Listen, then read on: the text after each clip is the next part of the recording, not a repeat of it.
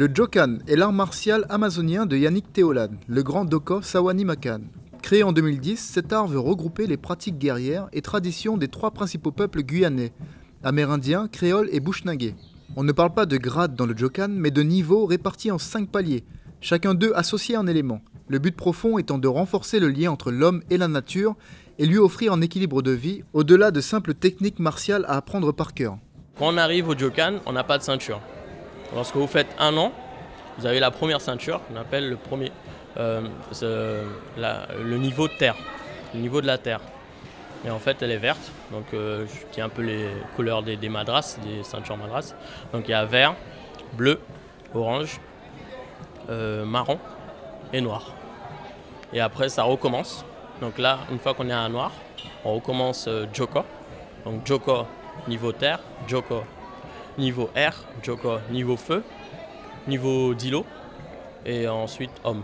Et une fois qu'on est arrivé à homme, on devient Doko. Le premier élément, c'est la terre. Le deuxième, c'est l'air.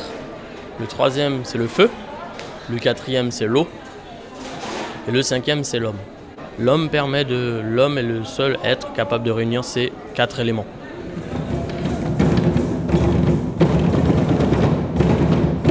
Depuis le moment où j'ai mis le premier pied dans la piscine Jokan, dans le fleuve du Jokan, de la vie, eh ben, j'ai été mordu tout de suite.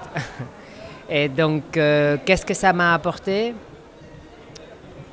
Pour faire un résumé très précis, ça m'a apporté un développement personnel. Voilà. Et donc, par rapport à ta question, est-ce que ça m'apaise et tout ça? Eh bien, en fait, j'ai trouvé ma voie. L'officialisation de la discipline pour Yannick était l'enjeu majeur et certainement le chemin le plus long et difficile à parcourir. Il aura fallu rencontrer le senpai William Schneider, soke de la FIAMT, fédération ayant reconnu le Jokan du Grand Doko à sa juste valeur. Nous n'avons pas hésité une seconde, après le travail que j'ai vu qui a été exécuté par Yannick et ses élèves, de le reconnaître comme une discipline entière d'art martial dans notre fédération. Dans ces mouvements qu'il faisait, bien sûr, il y avait pas mal de gestuels qui venaient des anciennes formes de combat tribal qui existaient aussi bien en Afrique que dans certaines régions amazoniennes, au plus profond des forêts, et que ces mouvements qui étaient souvent reliés à des attitudes d'animaux étaient tout à fait dans le cadre de la pratique d'un art martial. C'est en mémoire des grands peuples guerriers ayant combattu dans la région amazonienne que le Jokan est né. Il prend le chemin aujourd'hui du rassemblement des peuples et porte la lourde tâche de transmettre les valeurs du vivre ensemble. Chaque peuple, à un moment donné, a eu à se défendre et chaque peuple a son art guerrier. La Guyane, pendant 500 ans, des peuples ont résisté à l'esclavage, ont marronné, sont venus d'Afrique en Amérique du Sud, pas vides d'esprit. Ils avaient une richesse, une culture, une tradition guerrière et ils ont dû s'adapter avec leur environnement qui est l'environnement amazonien.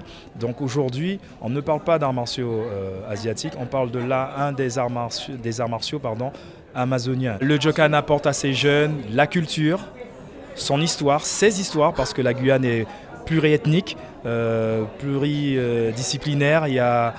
Nous avons une richesse, une diversité culturelle qui est très importante. Et je dis souvent que le Jokan est une diversité culturelle en action. Présent aujourd'hui dans 15 pays, la volonté est de continuer à se faire connaître avec de nouveaux ambassadeurs, en plus de ceux déjà présents aux Antilles ou en Afrique, par exemple venus aujourd'hui pour la remise du titre de noblesse par le président de la collectivité.